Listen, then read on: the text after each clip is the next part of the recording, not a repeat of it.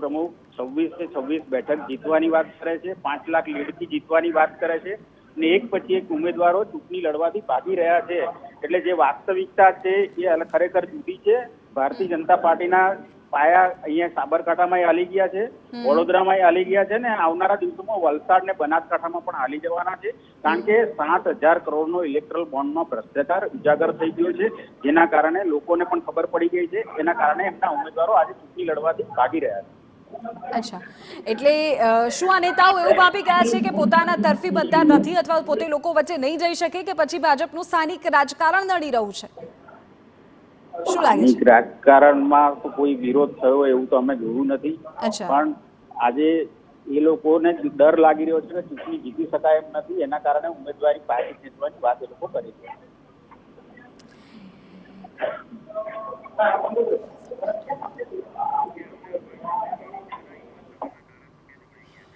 ઠીક છે, આભાર તુષારભાઈ, આપ અમારી સાથે જોડાયા।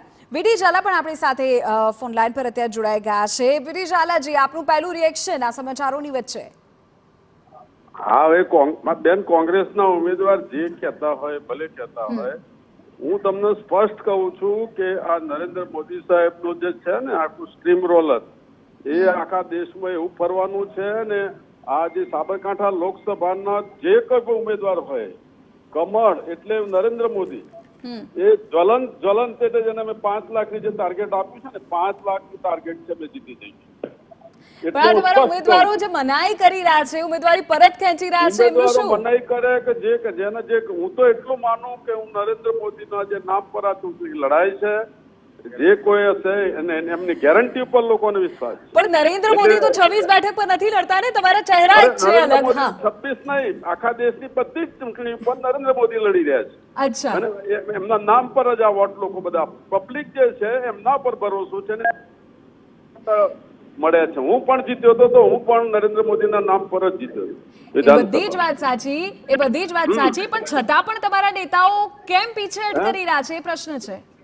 હે, છતાં પણ આ નેતાઓ કેમ પીછેહટ કરી રહ્યા છે? કેમ જાહેર ચૂંટણીમાં ઉમેદવારી નામ ઘોષિત થઈ ગયા પછી પરત ખેંચી રહ્યા છે? દરેકનો કોઈ બેન એમના અંગત કોઈ હશે એ આપણે જાણકારી નથી, એટલે એમના વિશે મારે કોઈ કોમેન્ટ કરવી ઉચિત નથી। સાબરકાંઠાના રાજકારણમાં શું થઈ રહ્યું છે વીડી ઝાલાને ખબર ના હોય એવું?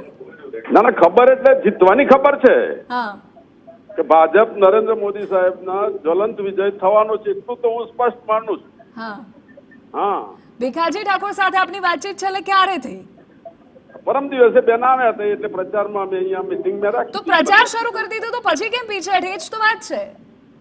પ્રચાર તો બેન લોકસભાના ઉમેદવાર જે ઘોષિત હોય, હા, પક્ષે ઘોષિત કરેલા હોય અને પ્રચારમાં આવ્યા હોય તો એ રીતે મીટિંગ તો થતી જ હોય ને બેન।